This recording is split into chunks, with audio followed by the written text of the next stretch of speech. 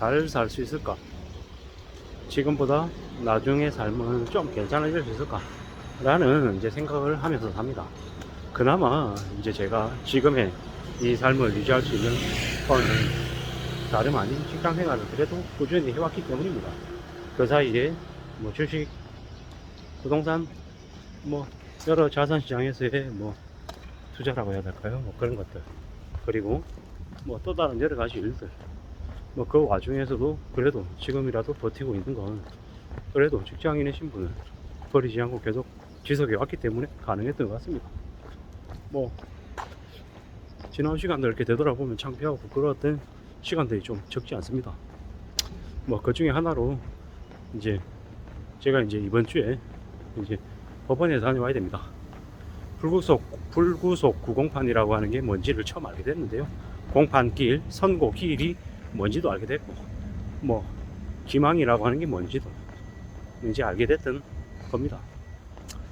이제 십몇 년 동안 알고 지낸, 이제 오랫동안 알고 지낸 사람에게 이제 사기를 당했던 거고, 그로 인한 이제 고소, 그리고 이제 조사, 이제 그리고 이제 기소, 뭐 이런 여러 가지 과정들을 거쳐서 이제 지금까지 오고 있는데요.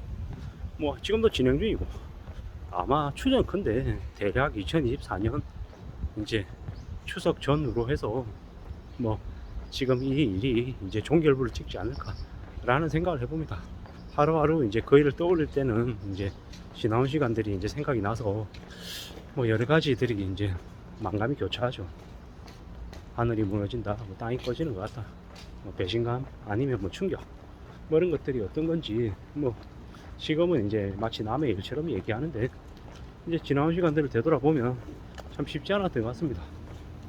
뭐 굳이 겪지 않아도 될 경험이었던 것 같은데, 그러한 경험들을 겪으면서 많이 늙어가는 것 같고요. 많이 이제 사람이 좀 이제 삐뚤어지는 것 같다는 생각이 듭니다. 참 대한민국의 법이라고 하는 게 참 되게 허술하구나, 그리고 피해자들이 참 많은 고통 속에 살고 있구나 라는 생각들도 들었고요. 뭐 제가 이제 어렸을 때부터 주변 사람들에게 듣던 얘기, 특히나 저보다 나이 많은 사람들한테 들었던 얘기, 너는 왜 그렇게 부정적이냐, 항상 미래를 암울하게 보느냐, 그런 얘기들 되게 많이 들었는데,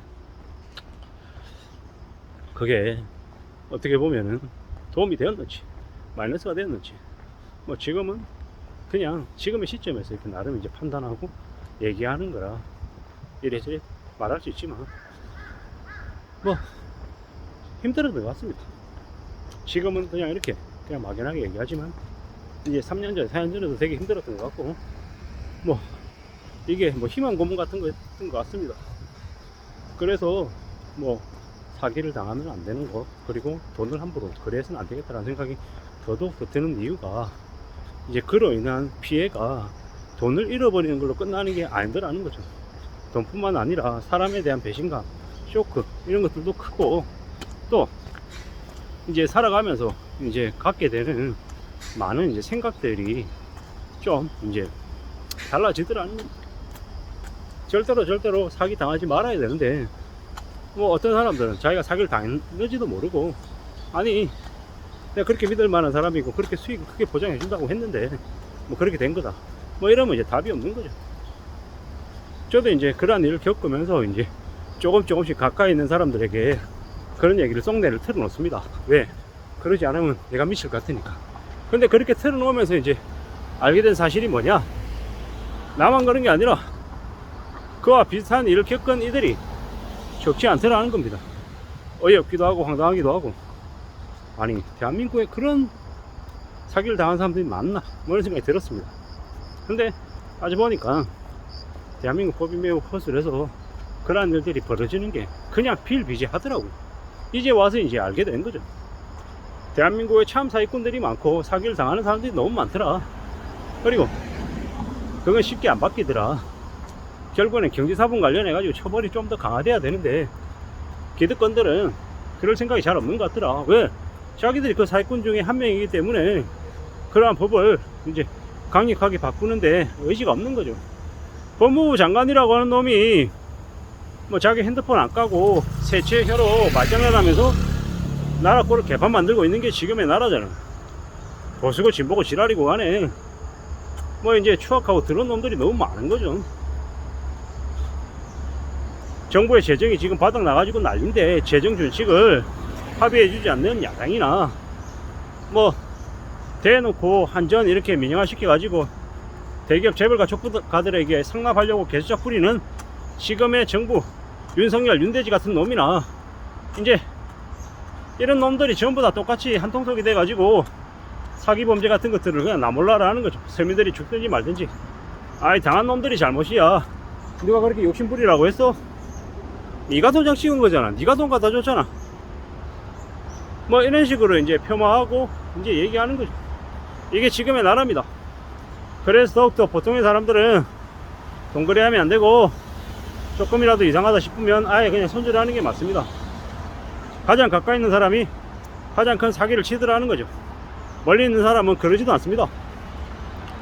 가까이 있는 사람이 제일 문제입니다. 그렇게 생각하고 하루하루를 잘 좀 꾸려 나갔으면 좋겠습니다. 사는 게 쉬우냐? 쉽지 않죠. 매우 어렵습니다. 답답합니다. 깝깝합니다. 어떻게 살아야겠습니까? 어떤 마음으로 지내야 되겠습니까? 내가 좀 더 강해져야 되고 좀 더 단단해져야 되고 좀 더 멀리 갈 공리를 해야죠. 누가 뭐라 그래도 우리의 삶을 지키는 그건 내 자신에게 있다라고 보면 맞겠습니다. 부지런히 살아가야죠.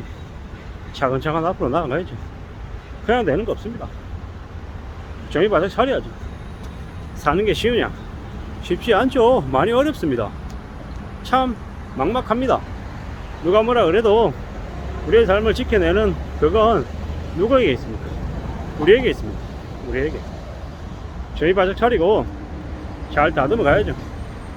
그냥 되는 거 없더라는 겁니다.